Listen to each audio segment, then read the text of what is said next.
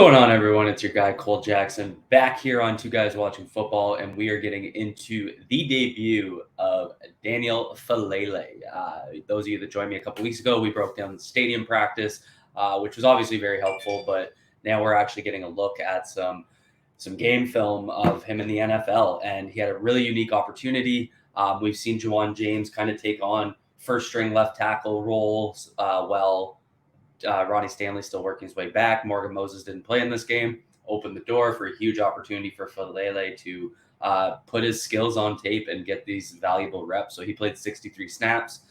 So we're going to look at, I think, about 5 run plays and then about 8 pass plays. It's more plays than I was trying to do, but there's a lot to look at. But also I want to show some consistency, because I think what you guys are going to see, and I want the theme of this episode to be improvement. And I think it's really exciting just to see how many strides he's taken since just the Senior Bowl, where he started doing things more like vertical setting and pass sets and that sort of thing. But even from the things we looked at 2 weeks ago at the stadium practice, it looked way more consistent in an actual game situation, which is important. So we'll look at a few run plays first, jump into the pass plays, and then we'll wrap up. So let's get right into the film. So here we are. I believe this is the touchdown run at the end of the first drive. So it's going to be a power to the right. You're going to see Faalale down block his man. Let's just go through and then we'll kind of come back. So there he goes, takes his man, cleans house, opens up that right side. Phillips hits his block on the seal there. Really important here, because usually the block that he's going to do with Ben Cleveland, or the right guard, is going to depend on the or is that Powers? No, it's Cleveland. It's going to depend on the alignment of the defensive line. So if there was a guy more up over Cleveland, he would double team with Faalale. But Faalale, good recognition on the down block to know that he has to take this guy on alone. He needs to get outside leverage on his outside shoulder. He's going to see right here with his right hand. Boom, turn. See that right hand come right up. Turn him inside, seal him. I would have liked to see him get a little bit more on his hip, but that was completely fine. If you're able to get your hand in a position to do that right there, like, that's a rep over. And it completely cleared out that side of the line. I think it looked a little ugly here from Josh Oliver, because I think he probably should have went at 33, and then the kick out block here. Ideally, this play is being run off Oliver's butt, so you would get the kick out block from the fullback on 57. I believe Oliver should have went to 33, more upright, and then the pull gap, Phillips would have went between the fullback block and through Oliver's down block, but Oliver goes way too downhill, and you can kind of see Phillips start to turn into the gap that I'm talking about, because picture of Oliver's blocking 33, and he kind of course corrects, which causes Davis to course correct, and then Phillips hits his seal block. Good improvising from the O-line, but Josh Oliver had some really rough blocks. I just wanted to point that out, because I wouldn't say that was the play design, but good improvising from the guys. So here we're going to get another example. There's Faalale 77, and he's just going to walk him, and that's nothing here. This was a flag, I think, called back on Isaiah Likely. Not a whole lot here, but just same kind of concept. You're going to get the down blocks from 77 and 66. There's Phillips pulling. He's again trying to put this behind the tight ends. See where Mason goes inside. Phillips is going to turn up there. So Faalale just has to clear out his man and does it ideally. So that's what you want to see from him on these down block opportunities. So pick him up, walk him down the line. Completely takes him out of the play. Perfect down block from Daniel Faalale. This was a one that, again, the tight ends, one of the things with this run game from Thursday was how bad the blocking was from the tight ends. But I really want to show, so this is going to be an outside zone play to the left, and for some reason, Likely is pinching down with Oliver here, where he should be taking a bucket step to the left, and he's kind of going right. And then Hill would be going there. But I wanted to show the backside work by Faalale, because I think it shows his athleticism in space. All he's doing on this one is kind of taking a zone step left and then just kind of sealing the backside guy. And so you see right there, see how he's able to stay with him in space. That's really important, because on those outside zone, especially with a runner like J.K. Dobbins, this is really important. If Dobbins gets even though he's going to the left side of the offensive line, if he's to cut it back to the right and the backside's playing lazy, that's going to create an easy tackle opportunity. But you can see here, Faalale with some really good athleticism in space. He runs with this guy. See that left hand? He gets his left hand right inside and runs with him. And that's really important. Good hand placement, good leverage creation, and good athleticism. If he goes to cut back, Faalale was kind of ready there with leverage to drive block him if the defender was doing more than just running back into the play. Here we're going to get, is this the down block? Yeah. This is stuff that makes you kind of remember Orlando Brown Jr. and what he did so well in these down blocks. So it's a similar concept. It's power to the right. Cleveland and Faalale are going to down block, and Phillips is going to pull behind them. And you can see right there, Faalale bangs down on Cleveland's man. That's that deuce block I was talking about. Again, it depends on the alignment of the defensive line, but it was there. So once he bangs that down and gets Cleveland in control, he needs to get into the second level. And you see him do it really well right there. Look at that positioning, good athleticism, poor hand usage. You can see him escape through him, which isn't ideal. And obviously he gets in on the gang tackle. But I think it's really what I want to show here was the mobility of him just to be able to make these plays. Like just zero issue, good push. If he locks his hands in there, it's rep over. So little things like that he still needs to work on, but very encouraging signs. Seeing his athleticism on tape, I think, is really noticeable. And then I think we got just one more here. Sorry about some of the clip ups there.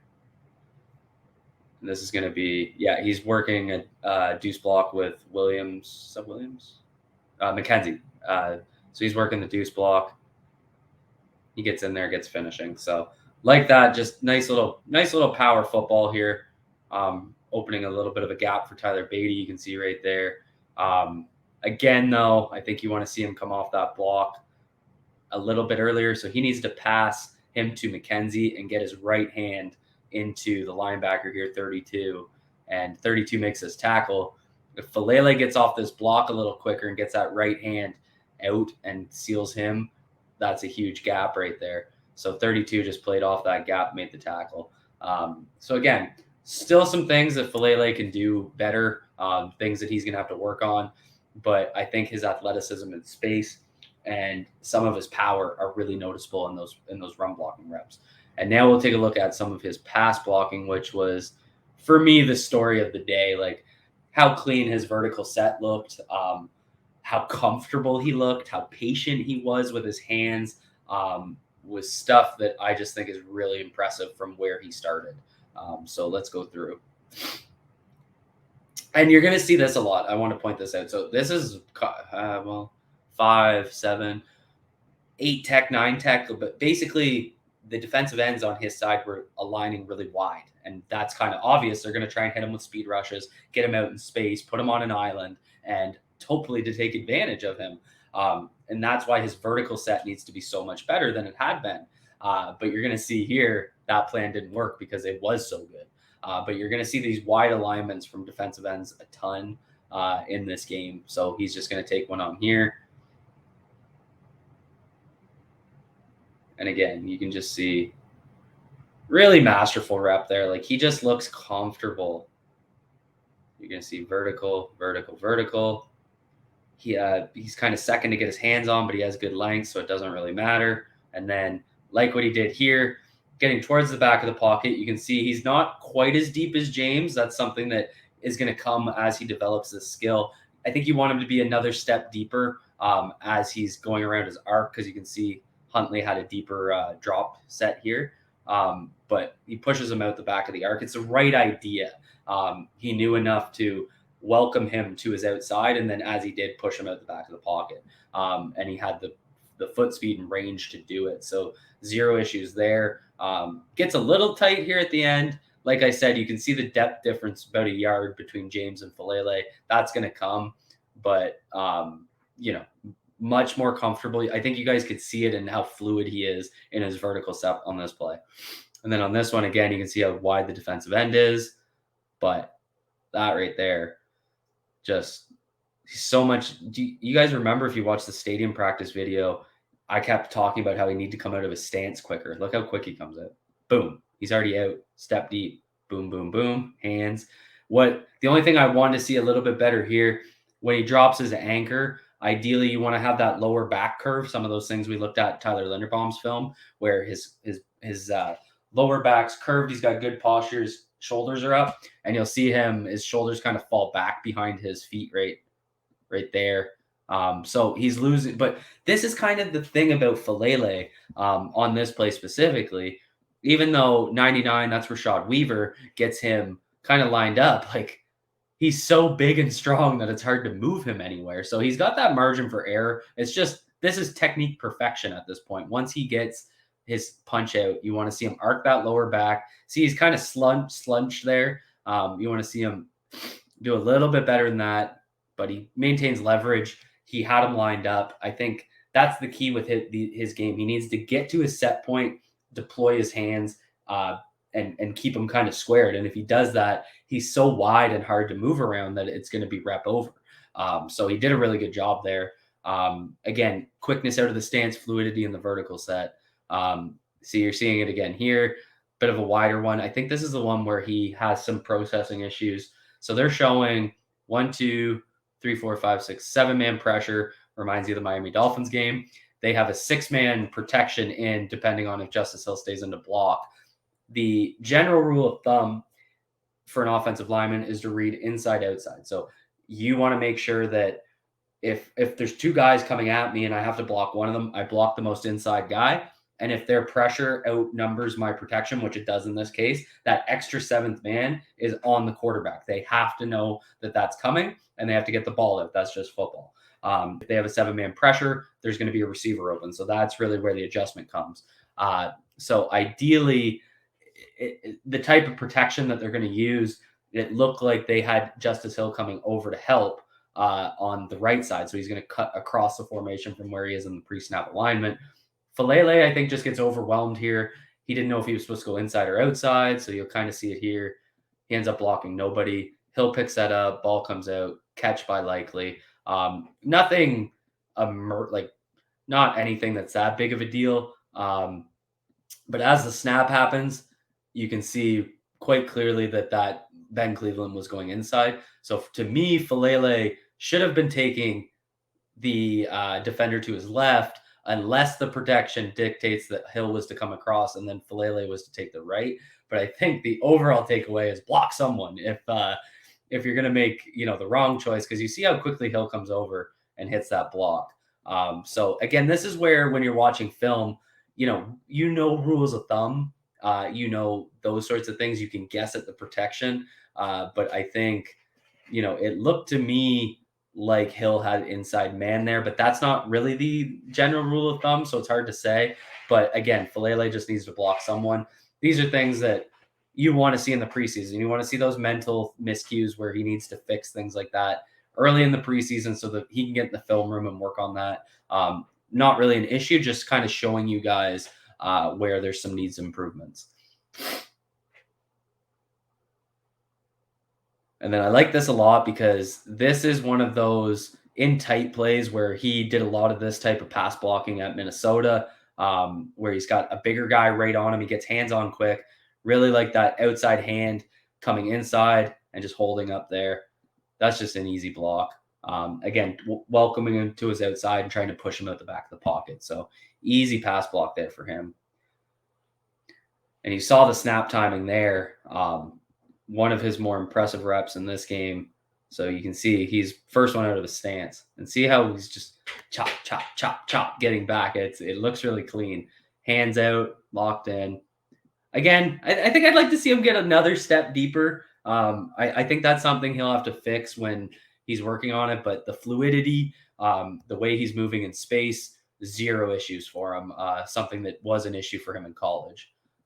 Again, you're getting that wide alignment here. He's got a 5-tech head up on him, and then he's got I would call that a 9-tech, but might be an 8. But you're going to see the quickness getting out. See, quick out of the stance, and really good processing there. One thing I want to show here, this was something that just him being a raw football player. So what I want you guys to focus is Faalale's left hand. So they're going to run a little stunt. The 5-tech and the 9-tech here are going to run a little stunt. And Faalale sees it, And you see his left hand comes up here, and he's already got his hand on him, but he's got eyes on his man.